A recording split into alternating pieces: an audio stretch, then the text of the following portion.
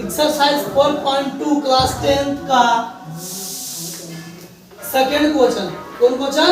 Second question.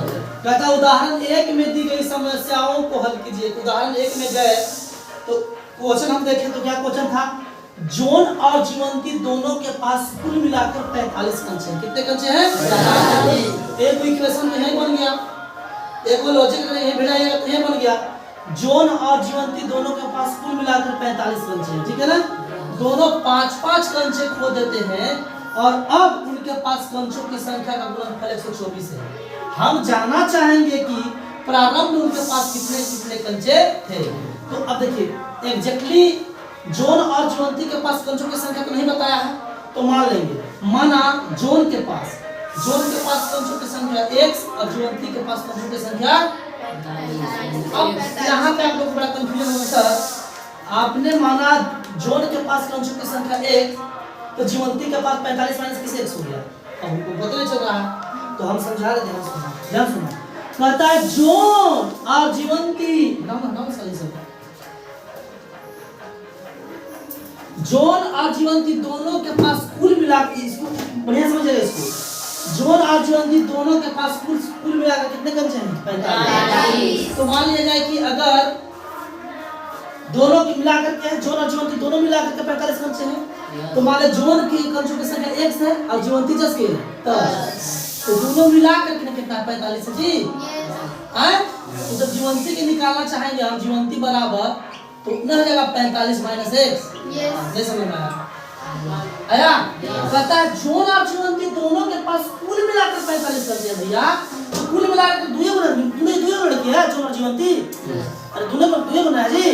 तो John plus जीवंती, तो John के x मान लिया है, x प्लस जीवंती इक्वल टू 45।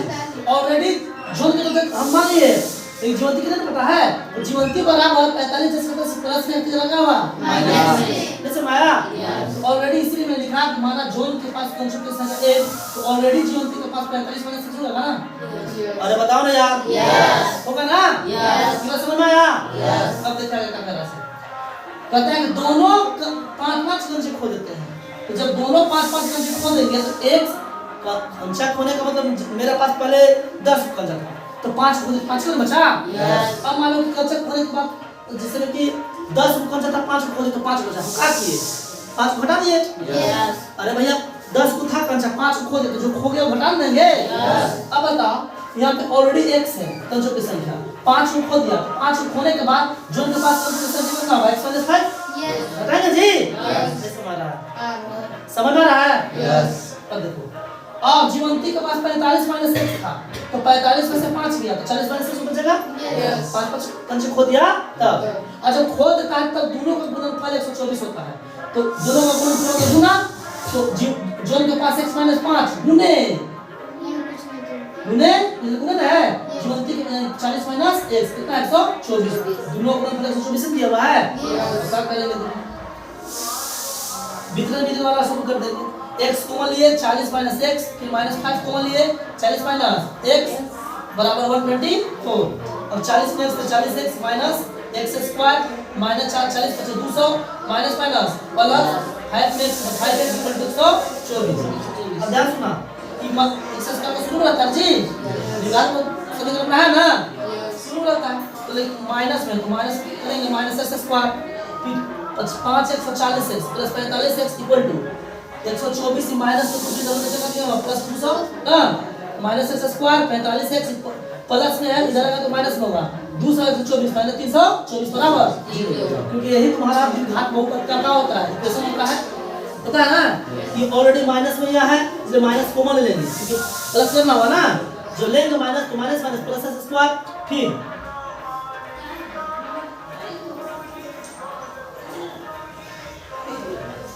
फिर क्या हो गया minus plus minus minus 45x फिर माइनस माइनस प्लस 324 बराबर 0, फिर x² minus 45x plus 324 minus उधर 0 में चलेगा तो खत्म हो जाता है, कोई दिक्कत है नहीं।